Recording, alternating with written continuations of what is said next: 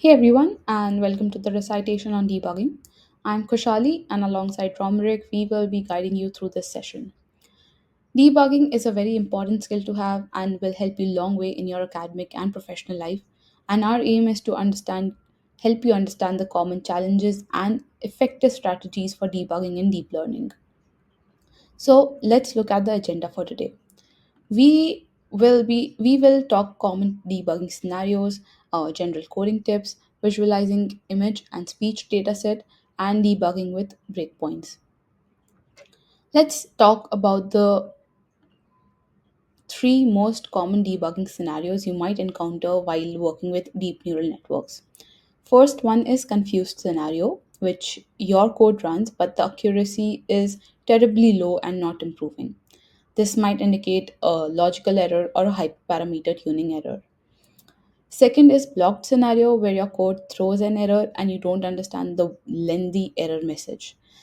This is often the most frustrating one as it stops the execution altogether. Then there is a slow scenario where your model is taking forever to train, like one epoch trains for 2 3 hours, which is not very usual. And in such cases, it is very important to optimize the code or use better computational resources. Understanding these scenarios is very crucial as it helps identify where to start debugging and apply appropriate solutions. So now we will be looking at the good practices that you can follow to avoid these errors. First good practice is consolidating hyperparameters. Placing all your hyperparameters in one location, such as a configuration dictionary, can greatly simplify your model experimentation. Having everything organized in one place allows for quick adjustments and comparisons, making your development process more efficient. And this strategy not only helps in maintaining cleaner code but also aids in systematic testing of different parameter combinations. You can put all your hyperparameters in this one dictionary, and whenever you change it, you'll always understand where to how to keep track of these hyperparameters. Next is writing test cases, which is a very fundamental practice that can significantly enhance your debugging process. So, in your part ones and part twos, the notebooks are very exhaustive, and most of the functions are linked with each other. So, if you get an error from a function, it is very likely the error is coming from a very different function. And for this reason, you should write a small test case for each function you develop to ensure it behaves as expected. In your part ones, we will be giving you test cases, but it is very crucial that you write your own test cases. So, to write your own test case, you can use print statements to examine the type and shape of important variables. This is especially useful for understanding how data is flowing through your model. For high dimensional variables, you can consider slicing and printing only a segment of it. This approach keeps the console output manageable and focuses on the most relevant part of the data. Most of your data will be very high dimensional at it, and it is recommended to print only a segment of it. You can leverage libraries like matplotlib to visualize your data. In your homeworks on speech data, that we will be using data augment in on speech data and image data, we will be using data augmentation techniques uh, in our model, which have different hyperparameters which needs to be tuned, and by visualizing them you can be sure to avoid too heavy or too light augmentation. We'll have a short code demo at the end of this session to illustrate how visualization can be invaluable for in debugging tool. You should also break your functions after one iteration and print all your metrics to check everything is working perfectly. Sometimes people run their model for 30 to 40 epochs and then run their model on the test set to find that they have made a mistake. This wastes their GPU compute and obviously a lot of time. Print statements are also a very important tool, although very straightforward. When you run your Jupyter notebooks, you can print the shape or type of your variable to avoid shape mismatch or type mismatch error. You can also use a debug flag to switch between debugging and training modes. So, in debugging mode, you might want to print extra information like shape, type of variable to understand your code's behavior. While in the training mode, you can suppress these statements to improve performance. By controlling these print statements through a flag, you can easily toggle between modes, and this allows you to focus on different aspects of your model without cluttering your output unnecessarily. Restarting kernel might also seem very trivial, but it's often a necessary step, especially when working with Jupyter Notebook or Google Colab.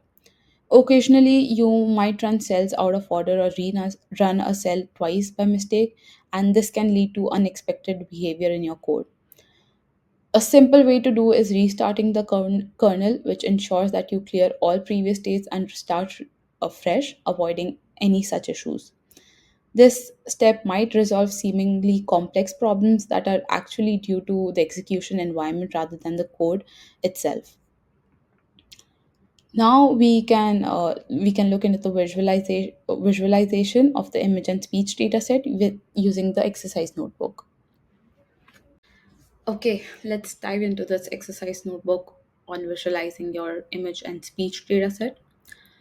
Well, we will be working with speech dataset in homework 1, 3, and 4, and with image dataset in homework 2. So it is very essential to learn about these datasets. In this notebook, we will also be doing a sanity check for these datasets, and we can do so by printing the type of the data, the shape of the data, and a few instances of the data. So first, let's import all the libraries. And for this part, we will be using Fashion Image dataset from Torch Vision, which contains 60,000 training examples and 10,000 test examples.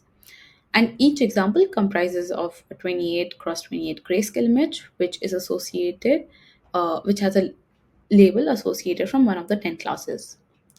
Next, we will load the data set, and then we'll be doing a small sanity check to see if everything is imported perfectly. Okay, this is great. The data is of type tensor. Shape of the data is 1 cross 28 cross 28. The type of the label is integer, which is right because our labels are from 0 to 9. And the value of the labels of this label is 9. So we can print this image, but when we do so, we will just get numerical values, which is not easy to read by a human eye. So we will be visualizing it using matplotlib. We have also made a label map for each label and its associated value. You can see we are uh, squeezing the size of the data from 1 cross 28 cross 28 to 28 cross 28, and when we print this, we get ankle boot as our result, and this image is quite like an ankle boot. Okay, next is yeah, this is just a small exercise that you can do at your own time to visualize maybe the 10th image or any other image you want. Check the label that is associated with it, and you can compare the image and the label uh, for more clarity. Okay, let's move forward to visualize the speech data. This block creates audio file for me. So here I am creating my own wave file with a sampling rate of 16,000, and it should probably have a size of 1 cross 160,000. So let's import this, and then we will be importing the Torch audio library, and by using ipt.audio, we can listen to our audio file.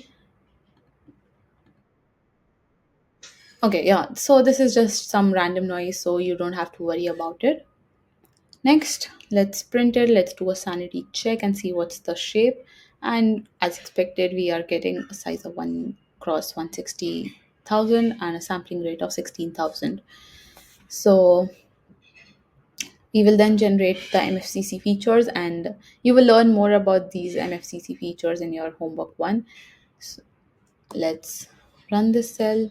We get a shape of 1 cross 15 cross 801, and now we can visualize our speech data set.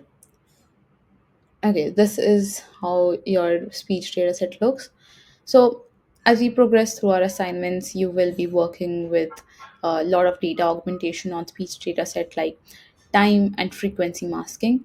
And visualizing them becomes really important to see like how it is affecting the data set, which part of the data set is marked, what your how you're doing your frequency or time masking. So this is a very important feature you should learn, and for that I recommend you to practice this part. You can just practice it with any of your uh, or wave any of the wave file, analyze and visualize it, or you can just try it out with this wave file. And yeah, so we have also provided you with the matplotlib cheat sheet, and I suggest you to explore these functions before the course starts and just get used to this library. And that's it for the first part on debugging. You can check out other videos on debugging as well from Romric and from me to be fully prepared for the course. Thank you for watching.